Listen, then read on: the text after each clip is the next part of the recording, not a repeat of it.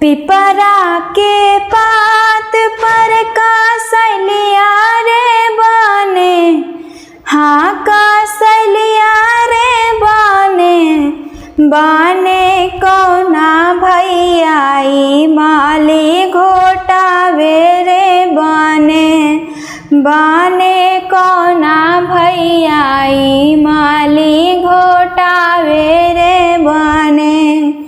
कहवा में उपजे करलिया रे बने, ए करलिया रे बने, बने कहवा में उपजे जेठ भैया रे बने, बने कहवा में उपजे जेठ भैया रे बने।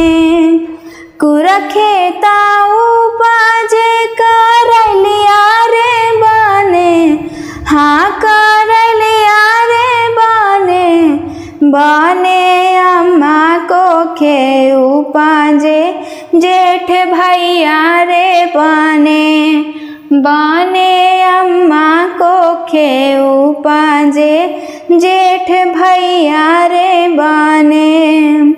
भैयावा के जाल माल भतीजवा रे बने, हाँ भतीजवा रे बने, बने ओही भैयाई माली घोटावे रे बने, बने ओही भैयाई माली घोटावे रे बने।